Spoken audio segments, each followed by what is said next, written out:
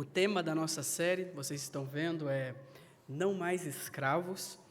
E a gente chega hoje ao capítulo 15, um capítulo que registra um cântico após a libertação do povo, após a travessia do povo pelo mar, onde Deus salvou o seu povo e lançou juízo sobre os egípcios.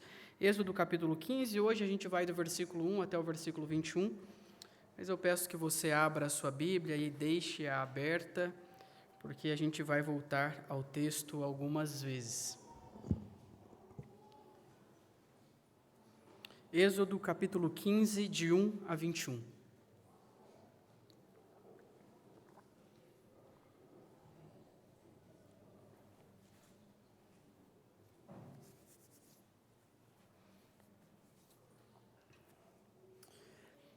Vamos proceder com a leitura da palavra de Deus. Eu peço que você escute com fé e com atenção a palavra inspirada, poderosa e suficiente do nosso Deus. Diz assim: Então Moisés e os filhos de Israel entoaram este cântico ao Senhor. Cantarei ao Senhor porque triunfou gloriosamente. Lançou no mar o cavalo e o seu cavaleiro. O Senhor é a minha força e o meu cântico. Ele se tornou a minha salvação. Este é o meu Deus, portanto eu o louvarei. Ele é o Deus de meu pai, por isso o exaltarei. O Senhor é homem de guerra, Senhor é o seu nome. Lançou no mar os carros de Faraó e o seu exército, e os seus capitães afogaram-se no mar vermelho. As águas profundas os cobriram, desceram às profundezas como pedra. A tua mão direita, ó Senhor, é gloriosa em poder. A tua mão direita, ó Senhor, despedaça o inimigo. Na grandeza da tua excelência, derrubas os que se levantam contra ti. Envias o teu furor que os consome como palha. Com o sopro das tuas narinas, amontoaram-se as águas, as correntes pararam em montão, as águas profundas se tornaram sólidas no coração do mar. O inimigo dizia: perseguirei, alcançarei, repartirei os despojos, a minha alma se fartará deles, arrancarei a minha espada e a minha mão os destruirá. Sopraste com o teu vento e o mar os cobriu. Afundaram-se como chumbo em águas impetuosas. Ó Senhor, quem é como tu entre os deuses? Quem é como tu, glorificado em santidade, terrível em feitos gloriosos, que operas maravilhas? Estendeste a mão direita e a terra os engoliu. Com a tua bondade guiaste o povo que salvaste, com a tua força o levaste à habitação da tua santidade. Os povos ouviram e estremeceram. Agonias apoderaram-se dos habitantes da Filístia. Então os chefes de Edom se perturbam, dos poderosos de Moabe se apodera temor. Esmorecem todos os habitantes de Canaã. Sobre eles cai espanto e pavor. Pela grandeza do teu braço emudecem como pedra, até que passe o teu povo, ó Senhor, até que passe o povo que adquiriste. Tu o introduzirás e o plantarás no monte da tua herança, no lugar que preparaste, ó Senhor, para a tua habitação, no santuário, ó Senhor, que as tuas mãos estabeleceram. O Senhor reinará por todo o sempre. Porque os cavalos de Faraó, com os seus carros de guerra e com os seus cavaleiros, entraram no mar, e o Senhor fez com que as águas do mar voltassem e os cobrissem, mas os filhos de Israel passaram a pé enxuto pelo meio do mar.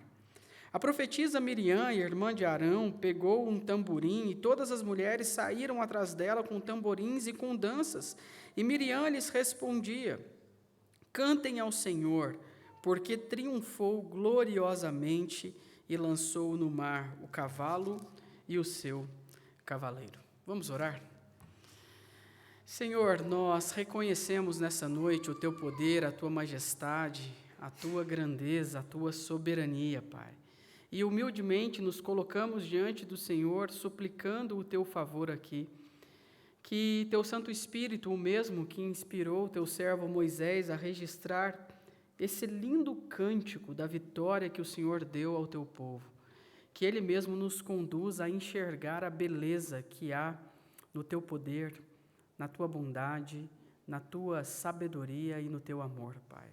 Que o nosso coração se aqueça nessa noite diante da tua palavra, produzindo a transformação de que a gente tanto precisa, Senhor, trazendo consolo aos aflitos, esperança aos desesperados, alívio aos que estão cansados e sobrecarregados. Ajuda-nos, Pai, porque sem Ti nós nada podemos fazer. É a oração que fazemos no nome de Jesus. Amém.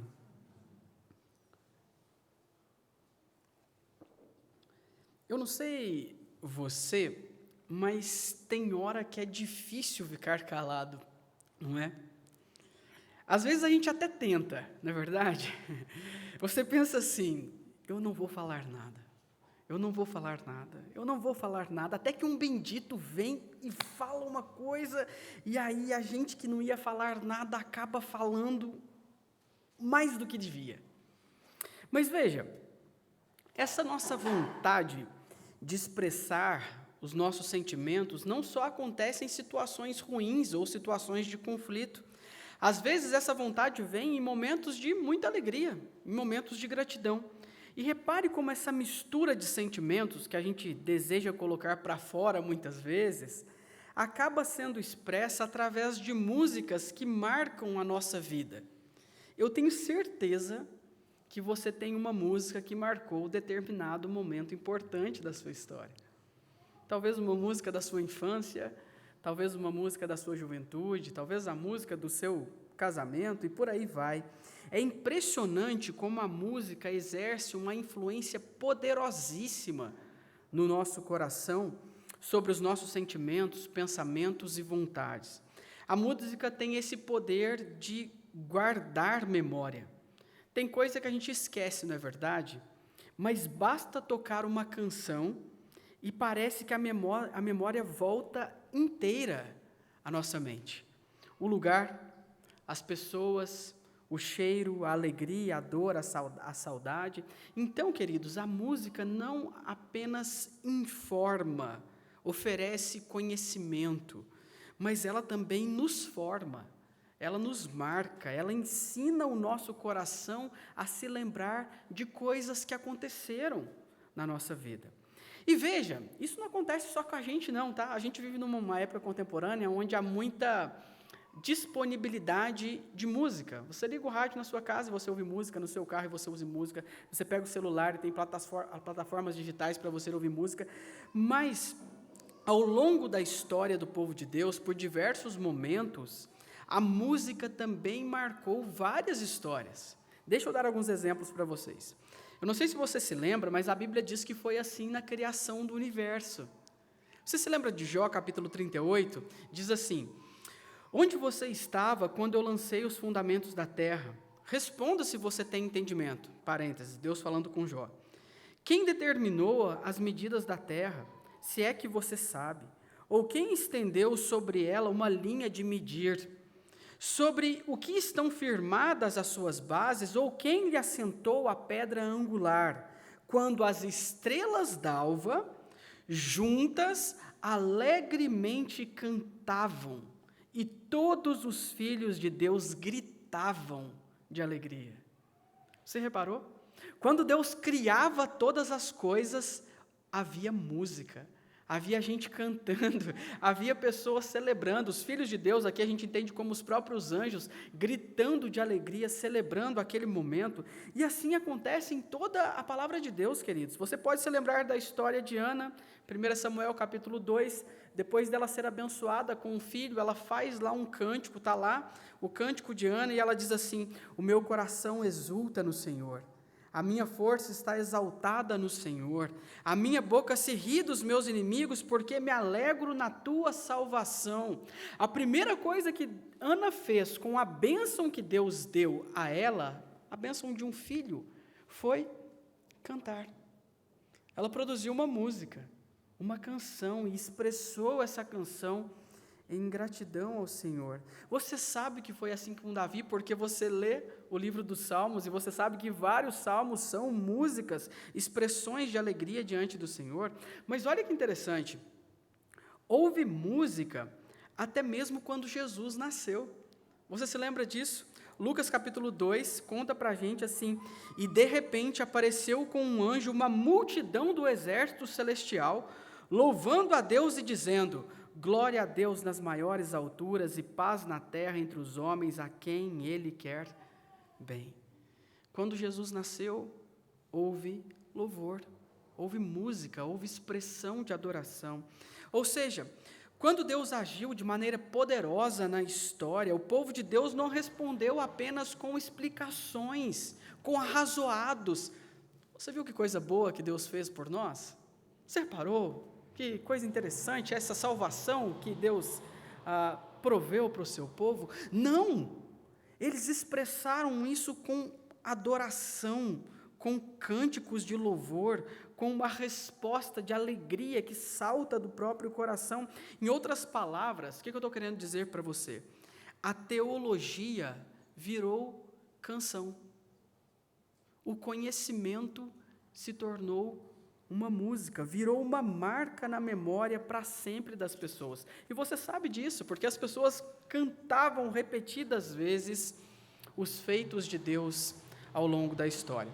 E, queridos, por que eu estou dizendo tudo isso para você? Porque é exatamente isso que está acontecendo aqui em Êxodo capítulo 15. Se você reparou aí na sua Bíblia, na leitura, você vai ver que a maioria do texto não está justificada, tá? À direita, como é costume na narrativa. Se na sua Bíblia, provavelmente está tudo centralizado. Por quê? Porque expressa uma poesia, uma canção. Tá? Então, a própria estrutura aqui para a gente já mostra que essa é uma canção, esse é um cântico. Aí eu preciso lembrar vocês de algumas coisas que o pastor André falou na semana passada. Por exemplo, eles experimentaram uma grande salvação, você se lembra disso? Capítulo 14 conta para a gente, e depois eles decidem entoar um cântico, escrever uma canção, cantar uma canção ao Senhor. Você precisa se lembrar do quê? Eles tinham visto o impossível acontecer. Isso é importante, tá, queridos? Eles estavam marchando para fora do Egito. Atrás deles estava Faraó e os seus cavaleiros. À frente deles estava um mar, um gigantesco mar. Provavelmente dentro deles estava muito, mas muito medo no coração, porque era uma situação impossível. Não havia o que fazer. Atrás, um grande exército poderoso para matar todo o povo de Deus. Na frente, uma barreira intransponível. Mas eles viram que acima deles estava quem? O Senhor. E o Senhor abriu um caminho onde não havia caminho.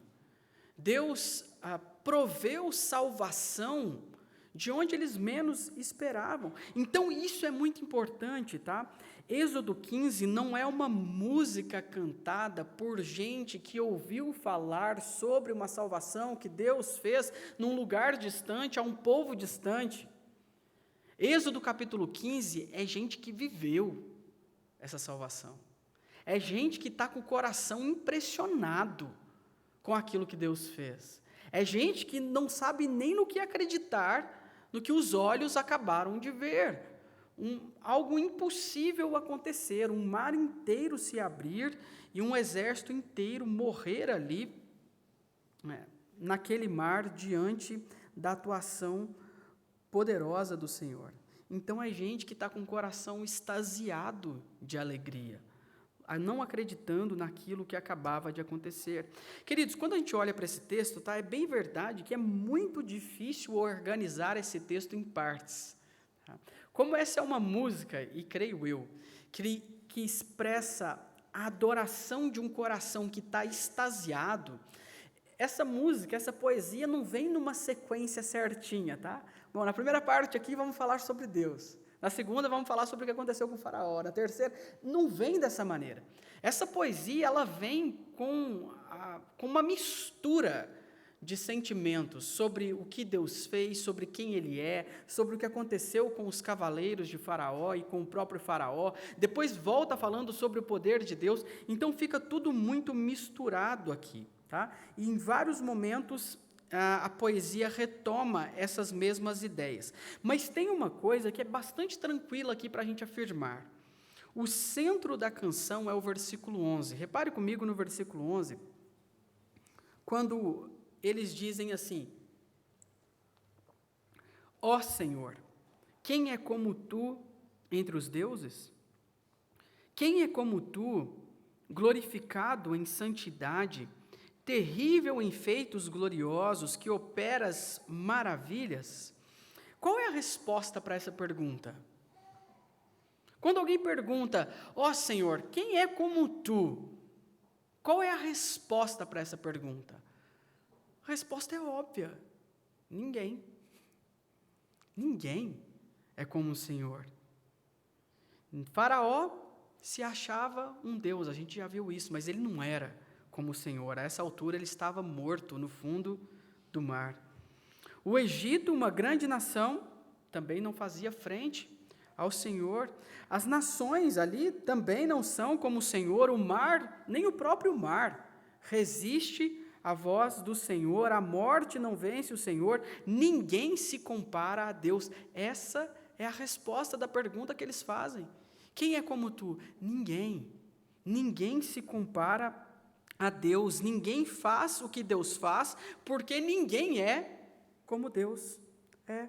Então, se eu pudesse resumir, tá, esse cântico numa frase, seria mais ou menos o seguinte: o povo salvo olha para aquilo que Deus fez e pergunta: quem é como o Senhor? E a resposta é: ninguém. Ninguém vence como Ele vence, ninguém salva como Ele salva, ninguém guia como Ele guia e ninguém reina como Ele reina. E é sobre isso a nossa reflexão nessa noite. Hoje, através desse cântico de Moisés, a gente vai aprender que Deus é incomparável. Ninguém é como nosso Senhor.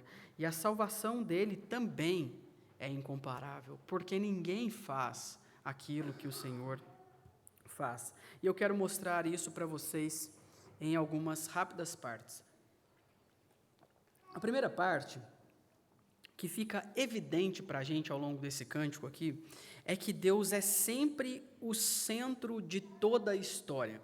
Volta comigo à sua Bíblia, vamos reler o versículo 1. Então Moisés e os filhos de Israel entoaram este cântico ao Senhor. Aí vem o cântico. Cantarei ao Senhor, porque triunfou gloriosamente, lançou no mar o cavalo e o seu cavaleiro. Agora vai comigo e releia o versículo 21. E Miriam lhes respondia: cantem ao Senhor, porque triunfou gloriosamente, lançou no mar o cavalo e o seu cavaleiro. Eu acho que você já entendeu.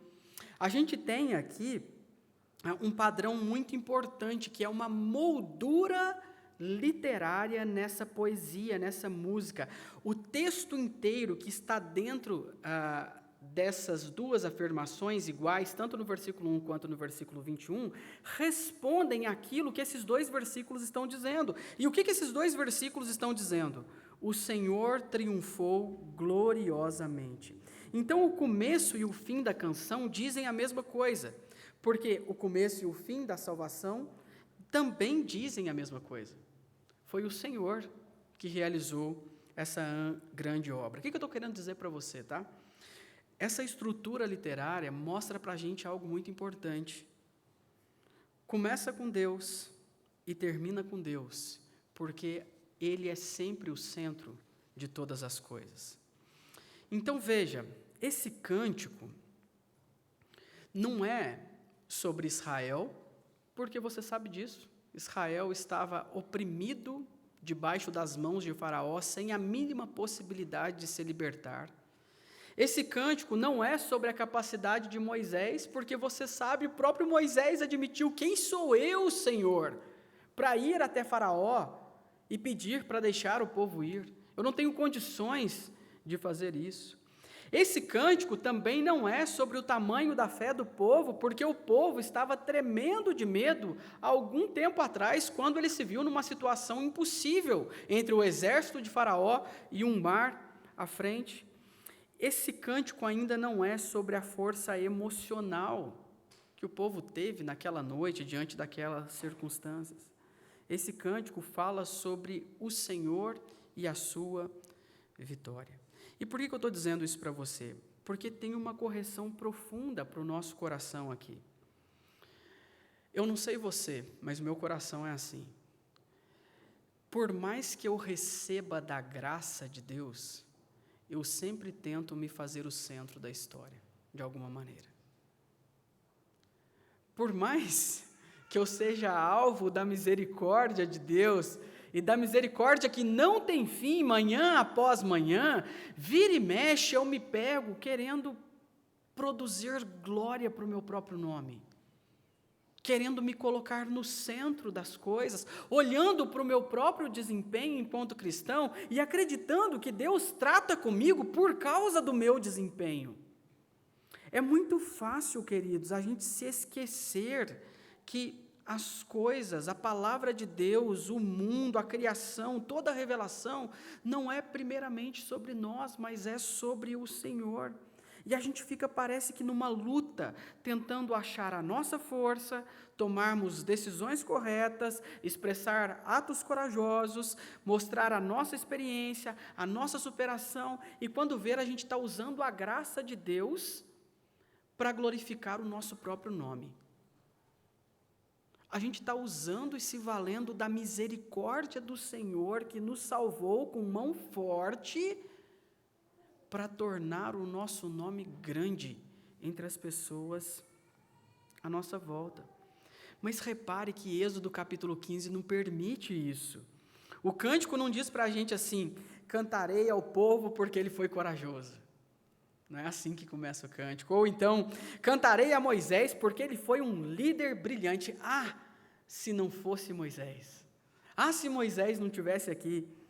O cântico também não diz, cantarei a Israel porque ele conseguiu. Está vendo? Israel marchou, pelo menos, né? Fez alguma coisa. Nada disso, o cântico diz, cantarei ao Senhor porque ele triunfou gloriosamente. Isso é importante, queridos, porque uma fé saudável não começa com a pergunta, o que eu consigo fazer? Uma fé saudável começa com a pergunta, quem é o Senhor que eu sirvo? Essa é a pergunta importante. Não é o que você tem a oferecer, mas é quem é o Senhor que eu sirvo e o que Ele já fez por mim em Jesus Cristo. E talvez esse seja um dos grandes problemas da nossa espiritualidade. A gente fala muito de nós mesmos, não é? A gente gosta de falar das nossas lutas, das nossas dores, das nossas vitórias, dos nossos sonhos, dos nossos traumas, das nossas vontades. E eu não estou dizendo para você que essas coisas não importam, é claro que isso tem o seu lugar, mas elas não podem ocupar o centro. Por quê? Porque o centro já tem um rei. E o nome desse rei é Jesus.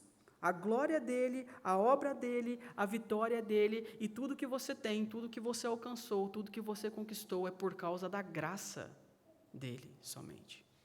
A gente não pode se esquecer disso, e esse cântico lembra a gente, o Senhor está no centro de todas as coisas, tudo começa com ele e termina com ele, por isso a glória toda dele. E aí você se lembra das palavras de Paulo em Romanos capítulo 11, tudo dele, por meio dele, para ele, a ele então a glória eternamente. Amém.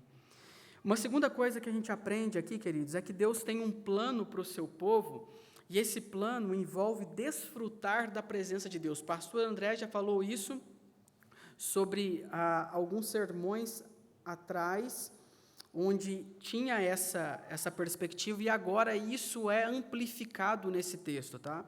Eu queria que vocês reparassem que o texto tem um movimento teológico muito claro. A gente não vai conseguir ler todo o texto aqui, mas eu queria que vocês prestassem atenção. A gente tem aí do versículo 1 até versículo 5, Deus lançando o faraó no mar. Então aqui a gente tem o livramento, tá? O livramento do povo de Deus. Vai guardando isso. Depois, nos próximos versículos de 6 a 12, o texto fala para a gente que Deus venceu pela sua mão direita. Isso mostra o quê? Juízo. Deus exercendo juízo sobre os egípcios. Depois, do versículo 13 ao 16, Deus guia o povo redimido, condução, direção, como um pastor guiando ovelhas a um determinado lugar. Depois, dos versículos 17 e 18, mostra que Deus planta o povo no seu santuário. E aí você se lembra, o santuário correspondia à presença do próprio Deus entre eles. Então, a gente está falando de habitação, de um reino onde as pessoas fazem parte e elas estão habitando ali com o próprio Deus. E aí depois, versículo 19 a 21, o povo responde em louvor. Então eu queria que você reparasse, eu vou resumir para você, tá? O padrão está aqui. Primeiro você tem o mar, depois você tem o caminho, depois você tem o monte, o santuário e o reino. Tá? Por que isso é interessante? Porque o texto não está dizendo assim para a gente, ótimo, Deus tirou com mão forte Israel do Egito. E ponto. Deus salvou Israel, livrou o seu povo dos egípcios e agora está tudo certo. O texto não para aí. A canção diz, Deus tirou Israel do Egito para conduzi-lo à sua presença. Então, a redenção, presta atenção nisso, a redenção não termina com livramento. A redenção termina com comunhão. Esse detalhe, queridos, é muito importante, a gente não pode perder isso de vista, porque às vezes a gente lê o Êxodo como se o grande objetivo fosse o povo sair do Egito, mas o propósito de Deus nunca foi apenas tirar o povo da escravidão, mas trazer esse povo para perto de si, para um lugar de comunhão, de presença, onde o próprio Deus habitaria com o seu povo, como a gente vai ver nos próximos capítulos. Então, o que eu estou querendo dizer para você? Deus não salva apenas de alguma coisa. Deus salva para alguma coisa. Ou, se você quiser uma colocação melhor, Deus nos salva de alguém para alguém. Deus nos liberta do poder da escravidão, do pecado, para uma vida em comunhão com Ele. Deus salva o seu povo para si mesmo. E eu queria que você reparasse como isso é importante, porque às vezes a gente quer Deus para que Ele nos livre dos nossos problemas. Sejamos honestos. Muitas vezes as nossas orações e a intensidade da nossa prática devocional só aumentam quando as crises vêm. O que eu estou querendo dizer para você? Muitas vezes a gente busca Deus porque as coisas ficaram ruins. Só que a gente se esquece que por detrás dessa prática tem um pensamento claro. Eu não quero comunhão com Deus. Eu quero o que Ele pode me dar. Ou como algumas pessoas dizem, né? Eu quero a bênção, mas eu não quero o Deus da bênção.